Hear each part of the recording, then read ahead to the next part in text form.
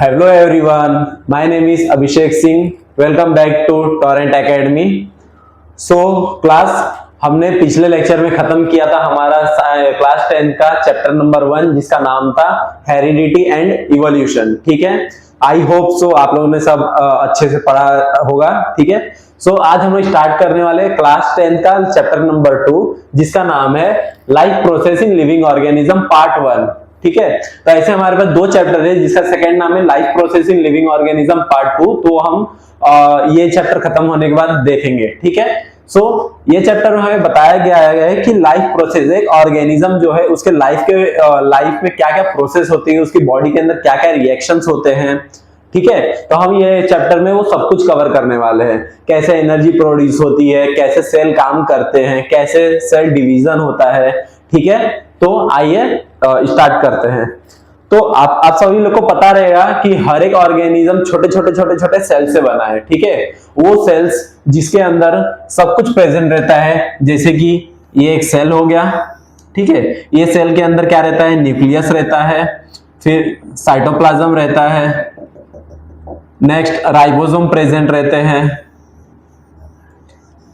ठीक है, नेक्स्ट हमारे पास क्या रहता है, माइटोकॉन्ड्रिया रहता है। ठीक है, और हमारे पास क्या रहता है, ईआर एंडोप्लाज्मिक रेटिकुलम रहता है। ठीक है, तो हम लोग इसको नेमिंग करते हैं, तो इसका नाम है न्यूक्लियस। ठीक है, इसका नाम है राइबोसोम, इसका नाम है एंडोप्लाज्मिक रेटिकुलम, इसका नाम है हमारे पास माइटोकॉन्ड्रिया, और हमारे खाली स्पेस में जो प्रेजेंट रहता है इसको हम लोग साइटोप्लाज्म बोलते हैं। ठीक है, ये एक सेल है और इसके बिना कोई भी ऑर्गेनिज्म नहीं बन सकता है। ठीक है, यही हमारा क्या है, यूनिट ऑफ लाइफ। ठीक है, यहां से हर एक ऑर्गेनिज्म क्या होता है, अपनी लाइफ में ग्रोथ करना स्टार्ट करता है, सेल डिवीजन होता है, एक सेल से दो सेल बनते हैं। ठीक है, ये लेसन में हम लोग वो भी देखेंगे कि सेल डिवीजन होता कैसे है। ठीक है, तो ये कुछ सेल्स के पार्ट है। ये सेल्स के अंदर क्या होता है, न्यूक्लियस के अंदर क्या होता है, हमारे डीएनए होते हैं। ठीक है, और डीएनए से क्या बनता है, क्रोमोसोम्स बनते हैं। ठीक है, क्रोमोसोम्स बनते हैं। ओके, तो ये सब मिलके क्या बनाते हैं, एक सेल तैयार होता है, और ये एक सेल आगे जाके डिवाइड होता है, फिर रीडिवाइड होता है, और उससे एक जाके पूरा ऑर्गेनिज्म तैयार होता है। ठीक है, तो आइए कुछ स्टेप देखते हैं कि सेल से एक ऑर्गेनिज्म कैसे बनता है।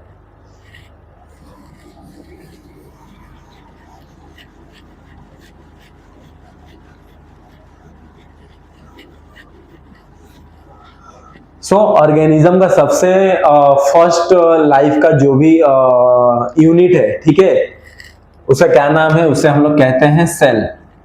ठीक है, सेल क्या करता है, वो सब एनर्जी बनाता है, एटीपी बनाता है, प्रोटीन बनाता है, विटामिन बनाता है, न्यूट्रिएंट बनाता है, सब कुछ प्रोसेस किसके अंदर होता है, सेल के अंदर होता है। ठीक है, सेल से नेक्स्ट स्टेप क्या बनेगा, हमारे टिश्यू। ठीक है, टिश्यू क्या होते हैं, it is a group of cell, बहुत सारे सेल मिलके क्या बनाते हैं, एक टिश्यू बनाते हैं। ठीक है, नेक्स्ट टिश्यू के बाद क्या बनता है हमारा, ऑर्गन।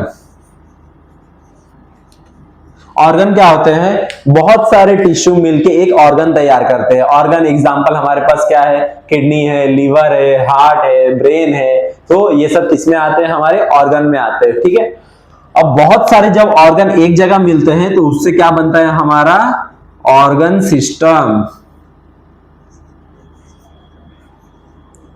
ठीक है, ऑर्गन सिस्टम मींस अब समझ लीजिए कि हमारा जो भी है, जैसे कि हार्ट है, तो हार्ट किससे रिलेटेड है, हमारे लंग्स से। जब तक लंग्स उसके लिए काम नहीं करेगा तो हार्ट भी काम करना बंद कर देगा। ठीक है, जैसे कि हमारा स्टमक क्या है, माउथ जब तक नहीं चलेगा तो हमारे स्टमक तक फूड नहीं पहुंचेगा, और वो फूड नहीं पहुंचेगा तो डाइजेशन नहीं होगा, डाइजेशन नहीं होगा तो न्यूट्रिशन नहीं मिलेगा, न्यूट्रिशन नहीं मिलेगा तो हमारे सेल क्या हो जाएंगे, डेड हो जाएंगे, और सेल डेड हो जाएंगे तो हम लोग भी क्या हो जाएंगे, डेड हो जाएंगे। ठीक है, तो ये एक दूसरे से क्या है, कोऑर्डिनेशन में चलते हैं। कोऑर्डिनेशन में नहीं चलेगा, एक ऑर्गन काम करेगा एक ऑर्गन काम नहीं करेगा, तो उससे क्या हो जाएगा, प्रॉब्लम हो जाएगी। ठीक है, फिर ऑर्गन सिस्टम, ये पूरे ऑर्गन सिस्टम मिल से क्या बनाते हैं, ऑर्गेनिज्म बनाते हैं। ठीक है, और ये ऑर्गेनिज्म कैसे दिखते हैं, हमारी तरह आपकी तरह। ठीक है, और ये ऑर्गेनिज्म जाके कैसे तैयार होते हैं, सबसे पहला स्टेप में हमारे सेल्स तैयार होते हैं। सेल्स से क्या बनता है, टिश्यू बनता है, बहुत सारे टिश्यू मिलके क्या बनते हैं, ऑर्गन बनता है, बहुत सारे ऑर्गन मिलके क्या बनता है, ऑर्गन सिस्टम बनता है। ठीक है, और जब सारे ऑर्गन सिस्टम मिलके क्या बनाते हैं, ऑर्गेनिज्म बनाते हैं। ओके, तो ये बात ध्यान में रखिएगा कि हमारा फॉर्मेशन ऐसे ही होता है, यही एक लाइफ प्रोसेस है जो सेल से स्टार्ट होके हमारे ऑर्गेनिज्म पे खत्म होता है। ओके, सो अभी ये सब काम करने के लिए, जैसे सेल है तो सेल से टिश्यू बनाने के लिए कुछ एनर्जी यूज होगा, टिश्यू से ऑर्गन बनाने के लिए कुछ एनर्जी यूज होगा, और ऑर्गन से ऑर्गन सिस्टम बनाने के लिए कुछ एनर्जी यूज होगा। ठीक है, तो एनर्जी हमें आता कैसे है, कहां से प्रोड्यूस होता है, तो अभी आइए हम देखते हैं वो।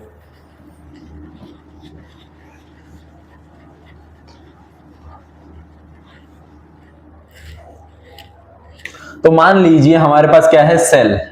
ठीक है, ये क्या है, सेल।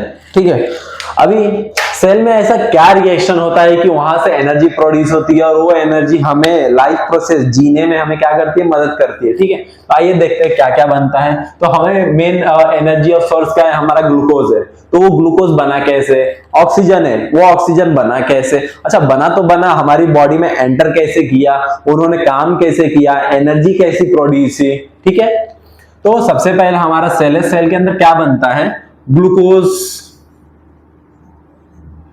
ठीक है, ग्लूकोज मॉलिक्यूल बनता है, ग्लूकोज के साथ क्या आता है, ऑक्सीजन मॉलिक्यूल आता है। ठीक है, ये ऑक्सीजन कहां से आया कैसे आया वो हम इसके आगे देखेंगे, पहले देखते हैं कि एनर्जी तैयार कैसे होती है। ठीक है, तो ग्लूकोज है, ग्लूकोज के पास कौन आया, ऑक्सीजन आया। जब ऑक्सीजन ग्लूकोज के साथ मिलता है तो ऑक्सीडाइज कर देता है, किसको ऑक्सीडाइज करता है, ग्लूकोज को। ठीक है, फिर क्या रिएक्शन होता है, तो ये कन्वर्ट हो जाता है हमारा energy plus carbon dioxide plus water molecule. ठीक है, ऐसे करके हमारे पास क्या बनता है, ग्लूकोज। ग्लूकोज कौन ऑक्सीडाइज करता है, ऑक्सीजन। ऑक्सीजन जैसे ऑक्सीडाइज करेगा तो जो ग्लूकोज है वो किसमें कन्वर्ट हो जाएगा, हमारा energy, energy plus carbon dioxide, carbon dioxide plus water. ठीक है, तो ये जो एनर्जी है, ये एनर्जी को हम लोग क्या बोलते हैं, एटीपी। हमारा जो भी एनर्जी है वो किसके फॉर्म में रहता है, एटीपी के फॉर्म में रहता है। ठीक है, ये कार्बन डाइऑक्साइड क्या है, कार्बन डाइऑक्साइड हमारा क्या है, बाय प्रोडक्ट है। ठीक है, सब लोग बोलते हैं ना हमारी बॉडी में कार्बन डाइऑक्साइड किधर से आया, तो इधर से आता है, ग्लूकोज जब ऑक्सीडाइज होता है तब। ठीक है, और ये है हमारा water molecule. So water molecule क्या होगा, वापिस से एब्जॉर्ब हो जाएगा हमारी बॉडी में, क्योंकि हमारी बॉडी को वाटर की सबसे ज्यादा जरूरत है। ठीक है, तो ये हमारा सेल था, सेल के अंदर क्या बना, ग्लूकोज बना। ग्लूकोज बना, जैसे ग्लूकोज बना तो उसके साथ कौन आया, ऑक्सीजन आया। ऑक्सीजन जैसे आया उसने क्या किया, ग्लूकोज को ऑक्सीडाइज कर दिया, और जैसे ऑक्सीडाइज किया तो उसके केमिकल रिएक्शन हो गया, तो ये क्या क्या बनाता है, एनर्जी बनाता है, कार्बन डाइऑक्साइड बनाता है और वाटर बनाता है। तो एनर्जी तो हमारा एटीपी के फॉर्म में रहता है जो हमें एनर्जी देता है। अभी समझ लीजिए कि हमें कोई भी काम कर रहा हूं, मैं बोल रहा हूं, मैं लिख रहा हूं, आप लोग देख रहे हो, आपकी आंखें बंद चालू हो रही है, आपका ब्रेन काम करे, ये सबके लिए ना एनर्जी लगती है। ठीक है, फिर हमारा पास क्या है, कार्बन डाइऑक्साइड। कार्बन डाइऑक्साइड ऐसा बाय प्रोडक्ट निकलेगा, हम लोग इनहेल एक्सेल करते हैं तो उसके थ्रू क्या निकलता है, कार्बन डाइऑक्साइड बाहर निकलता है। और हमारा वाटर मॉलिक्यूल है, तो वाटर मॉलिक्यूल क्या करेगा, हमें हाइड्रेट रखेगा हमारी बॉडी को।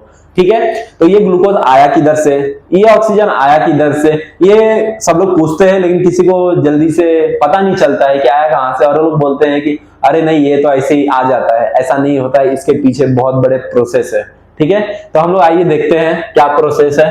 तो सबसे पहले हम देखेंगे कि ग्लूकोज किधर से आया। ठीक है, अभी समझ लीजिए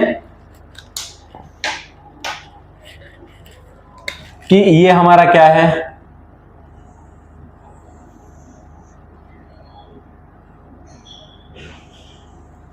ये हमारा स्टमक है। ठीक है, स्टमक में क्या जाएगा,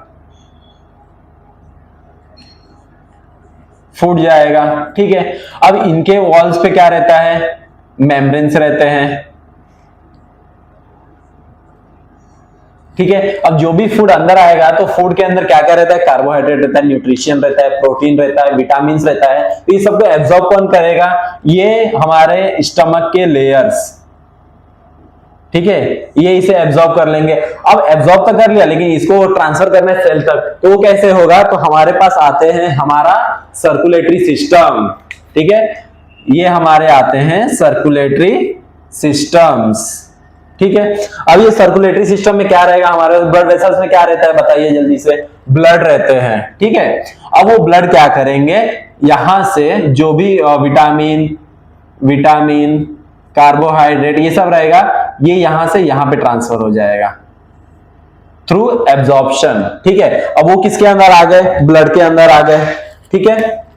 ये हमारे ब्लड मॉलिक्यूल्स, ब्लड सेल्स, ठीक है। अब ये ब्लड सेल्स क्या करेंगे, विटामिन को ले लिया, कार्बोहाइड्रेट को ले लिया, वो किधर लेके आएंगे, हमारे सेल के पास लेके आएंगे। तो यहां से हमारा क्या आ गया, ग्लूकोज आ गया, ठीक है। अच्छा सर ग्लूकोज तो आ गया, अभी ऑक्सीजन कहां से आएगा, ठीक है। तो ऑक्सीजन भी हमारे सर्कुलेटरी सिस्टम से ही आता है। हमारे पास सर्कुलेटरी सिस्टम के लिए सबसे बड़ा हेल्पफुल कौन है, हमारे लंग्स, रेस्पिरेशन सिस्टम, ठीक है। तो अब समझ लीजिए कि हमारे पास क्या है,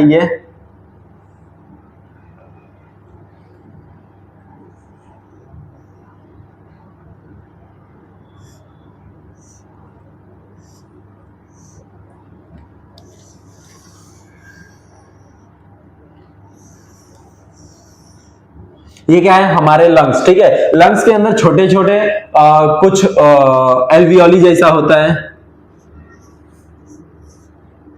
आप लोग जानते रहेंगे, नहीं जानते रहेंगे तो एल्वियोली क्या है, एक बलून टाइप स्ट्रक्चर रहता है जो ऑक्सीजन को स्टोर करके रखता है, ठीक है। अभी समझ लीजिए एल्वियोली है, यहां से क्या आया, एयर आया, ठीक है। एयर के अंदर क्या रहता है, ऑक्सीजन रहता है, O2, ठीक है। अब ये O2 कहाँ आया, इधर आया, यहां से किधर पे आ गया, हमारे लंग्स के अंदर आ गया, ठीक है। तो ये जो छोटे छोटे बलून जैसे स्ट्रक्चर दिख रहे हैं, इसको हम लोग एल्वियोली बोलते हैं। अभी हर एक एल्वियोली के पास से क्या निकलता है, हमारे ब्लड वेसल्स निकलते हैं। अब ब्लड वेसल्स के अंदर क्या प्रेजेंट रहते हैं, हमारे ब्लड सेल्स प्रेजेंट रहते हैं, ठीक है।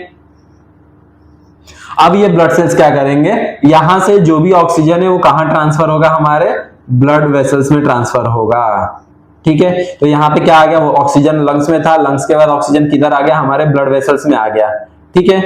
अब ब्लड वेसल से वो थ्रू ब्लड किधर पे जाएगा, हमारे सेल के अंदर।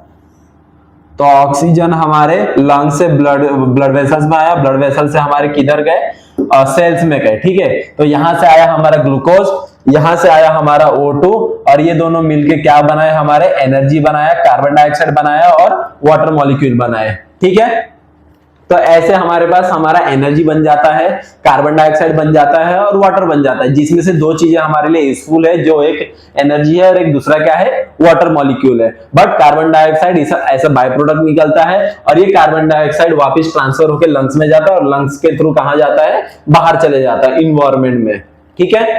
तो ऐसे हमारा एनर्जी फॉर्म होता है, और जो भी एनर्जी फॉर्म होता है वो एटीपी के फॉर्म में ही होता है। और ये सब प्रोसेस किधर हो रहा है, हमारे सेल के अंदर हो रहा है। अब समझ लीजिए सेल इतना छोटा है और उसके अंदर इतने सारे प्रोसेस हो रहे हैं, आप समझ रहे हो। देखा हमारा एनर्जी प्रोड्यूस कैसे हुआ, बट वो एनर्जी प्रोड्यूस होने के लिए सेल के अंदर ना बहुत सारे हमारे प्रोसेस होते हैं, ठीक है। जैसे ये हमारा सेल हो गया। अब सेल में एनर्जी प्रोड्यूस करने के लिए हमारे पास कुछ प्रोसेस होते हैं, जिसके नाम है, फर्स्ट वन आता है हमारा ग्लाइकोलाइसिस, इसे हम लोग क्या बोलते हैं, ग्लाइकोलाइसिस साइकिल, ठीक है। नेक्स्ट हमारा आता है TCA साइकिल, जिसे हम दूसरा नाम भी देते हैं क्रेब्स साइकिल, ठीक है। और तीसरा हमारा आता है ETC, जिसे हम क्या बोलते हैं, इलेक्ट्रॉन ट्रांसफर चेन। अब ये तीनों प्रोसेस मिलकर हमारे क्या प्रोड्यूस करते हैं, एनर्जी प्रोड्यूस करते हैं। और एनर्जी कौन से फॉर्म में रहता है, एटीपी के फॉर्म में रहता है। तो हम लोग एक एक करके प्रोसेस देखेंगे कि हमारा ग्लाइकोलाइसिस में क्या होता है, TCA साइकिल में क्या होता है और ETC साइकिल में क्या होता है, ठीक है। तो ग्लाइकोलाइसिस में सबसे पहले हम लोग ग्लाइकोलाइसिस देखेंगे, उसके बाद हम लोग TCA देखेंगे, और TCA देखने के बाद हम क्या देखेंगे, ETC बनेंगे। और ये तीनों प्रोसेस मिलके हमारे क्या बनाते हैं, एनर्जी प्रोड्यूस करते हैं, ठीक है, एनर्जी प्रोडक्शन। ठीक है, तो हम आइए सबसे पहले स्टार्ट करेंगे हमारा ग्लाइकोलाइसिस साइकिल। ठीक है,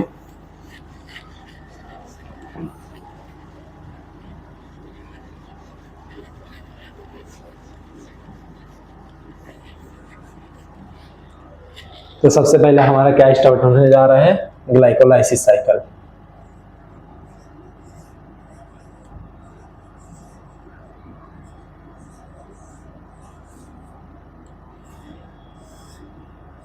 ठीक है, अब ये ग्लाइकोलाइसिस साइकिल क्या होता है, समझ लीजिए कि ग्लाइकोलाइसिस क्यों नाम दिया गया। इसके अंदर क्या होता है कि हमारे जो ग्लूकोज मॉलिक्यूल है वो ऑक्सीजन के साथ रिएक्ट होके कुछ प्रोडक्ट बनाते हैं जिसका नाम पायरुविक एसिड है। ठीक है, इसके बीच में बहुत सारे स्टेप आते हैं, बट वो अब ये आप लोग को है नहीं। ये आप नेक्स्ट स्टैंडर्ड में जाओगे ना, जैसे 11 में जाके आपने साइंस लिया, तो उसके अंदर पूरा 10 के 10 स्टेप बताए गए हैं कि जो ग्लूकोज मॉलिक्यूल है वो पायरुविक एसिड में कन्वर्ट कैसे होता है।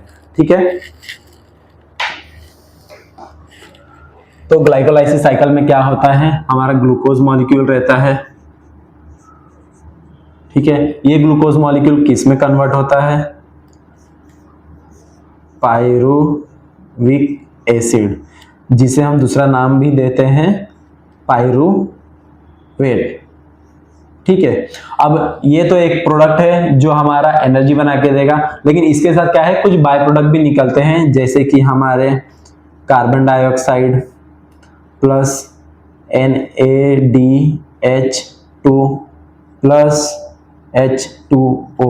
ठीक है, तो ग्लूकोज मॉलिक्यूल से हमारे पायरुविक एसिड बनता है। पायरुविक एसिड को हम दूसरा नाम भी देते हैं पायरुवेट। पायरुवेट के साथ कुछ दूसरे मॉलिक्यूल भी बनते हैं, जैसे कि कार्बन डाइऑक्साइड, NaDH2 और वाटर मॉलिक्यूल। ठीक है, NaDH2 हमारा किधर काम आएगा, इटिस साइकिल में आएगा। मैं इसका आपको फंक्शन बताऊंगा। ठीक है, NaDH2 का फुल फॉर्म क्या होता है, तो निकोटीनामाइन एडिनाइन डाइन्यूक्लियोटाइड हाइड्रोक्साइड। ठीक है, तो ये आपके बुक में दिया हुआ है। ऐसा एक और प्रोडक्ट होता है जिसका नाम है FADH2, वो हम आगे देखेंगे। और हाँ, ये जो ग्लूकोज मॉलिक्यूल है ना, डायरेक्ट पायरुविक एसिड में कन्वर्ट नहीं होता है, इसके पीछे बहुत सारे स्टेप आते हैं। मान लीजिए यहाँ पे 10 स्टेप्स आते हैं। ठीक है, वो स्टेप्स अभी आप लोग को नहीं है, तो मैं आप लोग को कंफ्यूजन करने के लिए नहीं बताऊंगा। बट इसके बीच में क्या बनता है, ग्लूकोज से हमारा ग्लूकोज 6 फॉस्फेट बनता है, फिर ग्लूकोज 6 फॉस्फेट से हमारा फ्रुक्टोज 6 फॉस्फेट बनता है, और उसके बाद जाके हमारे क्या बनते हैं, पायरुविक एसिड बनते हैं। ठीक है, अब समझ लीजिए कि हमारे पास क्या है, 1 ग्लूकोज मॉलिक्यूल है, एक ग्लूकोज मॉलिक्यूल से कितने पायरुविक एसिड बनते हैं, 2 पायरुविक एसिड के प्रोडक्ट बनते हैं, फिर 2 कार्बन डाइऑक्साइड बनता है, 2 NaDH2 बनता है, और 2 हमारे पास वाटर मॉलिक्यूल बनते हैं। ठीक है, तो ये ग्लूकोज से हमारे पास क्या क्या बना, 2 पायरुविक एसिड बना, 2 कार्बन डाइऑक्साइड बना, 2 NaDH2 बना, और 2 वाटर मॉलिक्यूल बना। ठीक है, अब ग्लाइकोलाइसिस साइकिल तो इतना ही है कि ग्लूकोज का हमारा क्या हुआ, ब्रेकडाउन हुआ। ठीक है, अब ग्लूकोज का ब्रेकडाउन होने के बाद जो पायरुविक एसिड बना है, इसके बाद हम लोग कहां जाएंगे, डायरेक्ट TCA साइकिल में जाएंगे। ठीक है, और हाँ, ये ग्लाइकोलाइसिस साइकिल हो किधर रहा है, तो ये हमारा सेल है। ठीक है, ये सेल के अंदर हमारे जो साइटोप्लाज्म प्रेजेंट रहता है, ये हमारा न्यूक्लियस है, ये न्यूक्लियस है। ठीक है, ये हमारे साइटोप्लाज्म है।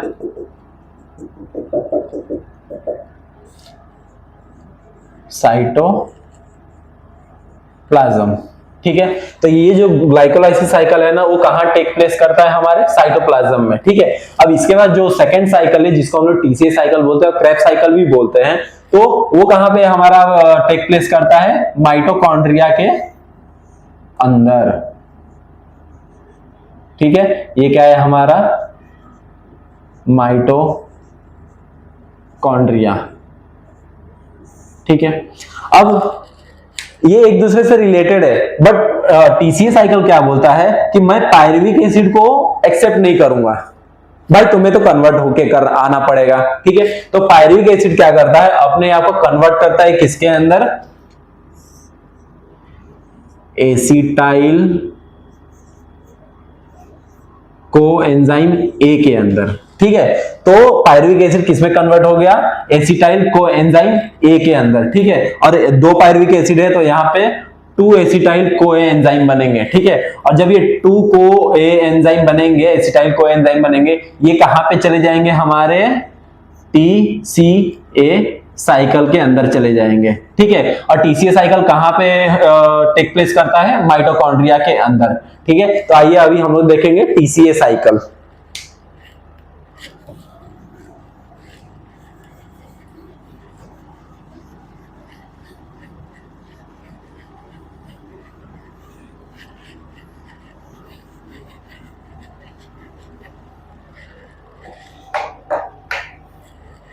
So next one is TCA cycle, ठीक है। अभी TCA साइकिल को हम लोग सेकेंड नाम देते हैं जिसका नाम है क्रेब्स साइकिल, ठीक है।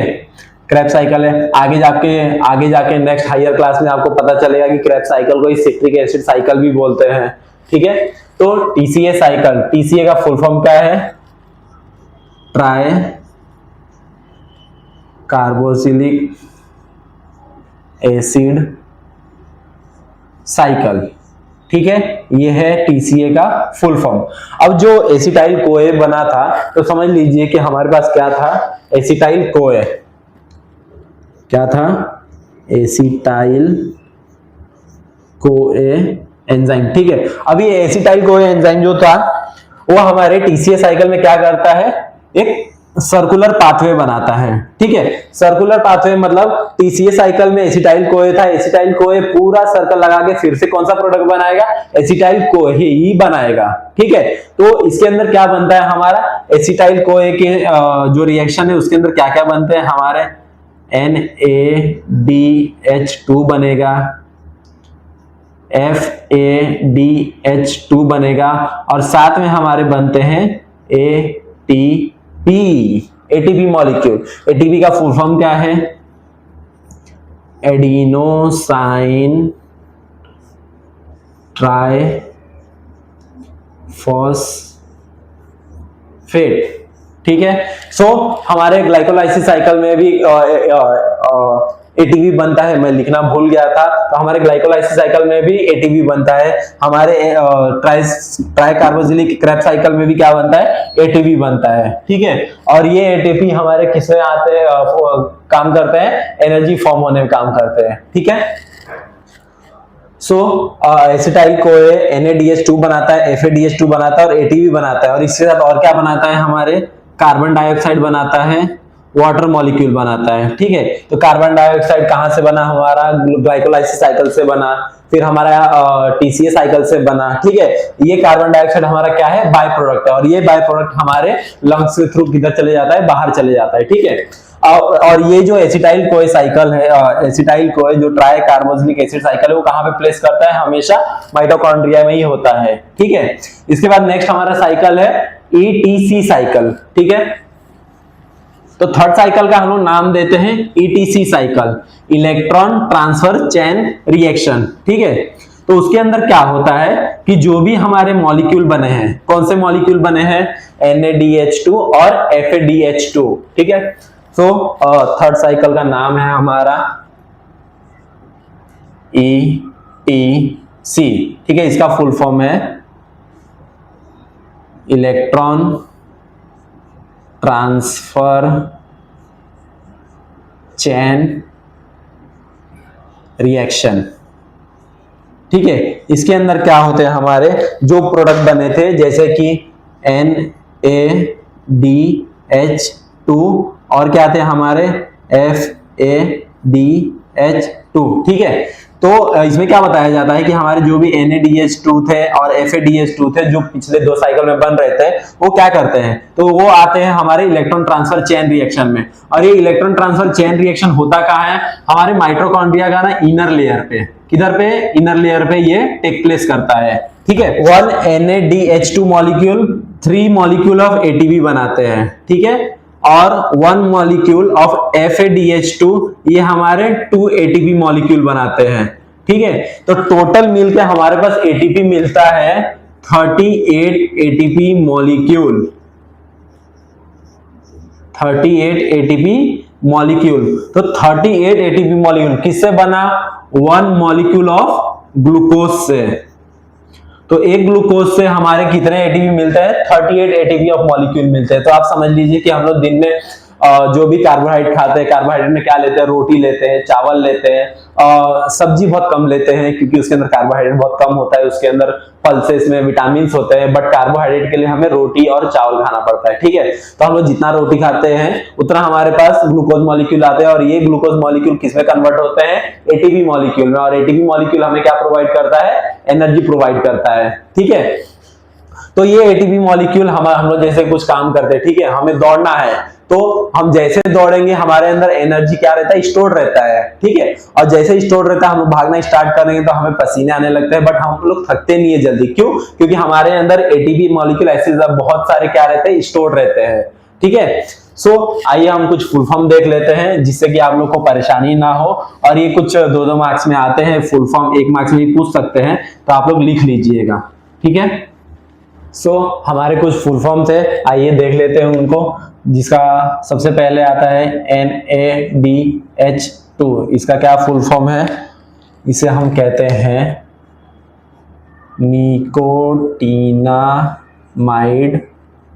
निकोटीनामाइन एडिनाइन डाइन्यूक्लियोटाइड हाइड्रोक्साइड, ठीक है। नेक्स्ट वन है हमारे पास FADH2, ठीक है। इसका फुल फॉर्म होता है फ्लेविन एडिनाइन डाइन्यूक्लियोटाइड हाइड्रोक्साइड, ठीक है। थर्ड वन है हमारे पास ATP। ATP का फुल फॉर्म क्या होता है? एडिनोसाइन ट्राइफॉस्फेट, ठीक है। तो ये फुल फॉर्म आप याद रखिएगा, 1-1 मार्क्स के लिए MCQ में भी पूछ सकते हैं, ठीक है। तो अभी हम देखेंगे हमारे एटीपी का स्ट्रक्चर कैसा होता है, क्योंकि स्ट्रक्चर भी कभी कभार 2 मार्क्स के लिए पूछ लेते हैं। तो हम अभी एटीपी का स्ट्रक्चर देखेंगे, ठीक है। और वो स्ट्रक्चर में क्या क्या होता है वो भी जानना जरूरी है, नहीं जानेंगे तो हायर क्लास में जाएंगे तो आप भूल सकते हैं, आपको याद नहीं आएगा, ठीक है। तो अभी हम लोग एटीपी का स्ट्रक्चर देखेंगे, ठीक है। ये याद रखिएगा क्योंकि आप भूल जाएंगे, क्योंकि बहुत बड़े बड़े नाम है, बट यहाँ पे सिर्फ 2 ही चेंजेस है, एक तो निकोटीनामाइन और एक फ्लेविन, बाकी ऑलरेडी ये सब क्या है? सेम है, ठीक है। तो आप लोगों को याद करने में परेशानी नहीं होगी।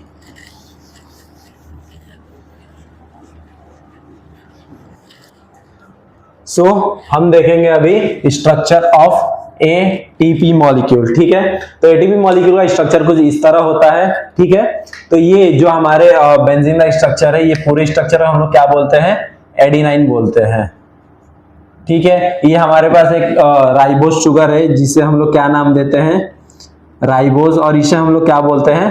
पेंटोज शुगर बोलते हैं, ठीक है। और ये हमारे पास 3 मॉलिक्यूल ऑफ क्या है? फॉस्फेट है, ठीक है।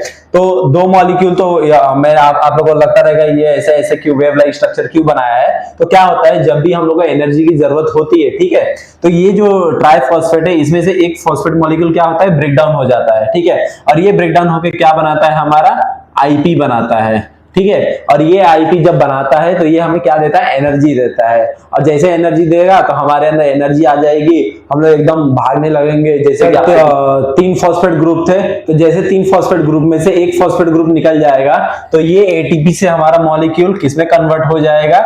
एडीपी में। और ये एडीपी का फुल फॉर्म होता है एडिनोसाइन डाइफॉस्फेट, ठीक है। और ऐसे हमारे एटीपी मॉलिक्यूल हमारे बॉडी में एक ग्लूकोज मॉलिक्यूल से 38 मॉलिक्यूल ऑफ एटीपी बनता है। तो आप समझिए कि दिन में कितना सारा ग्लूकोज इंटेक करते रहेंगे, तो इसलिए आपकी बॉडी हमेशा एनर्जेटिक रहती है, ठीक है। इसके आगे का जो भी लेक्चर रहेगा हम लोग नेक्स्ट वीडियो में देखेंगे। तब तक के लिए थैंक यू और स्टडी वेल।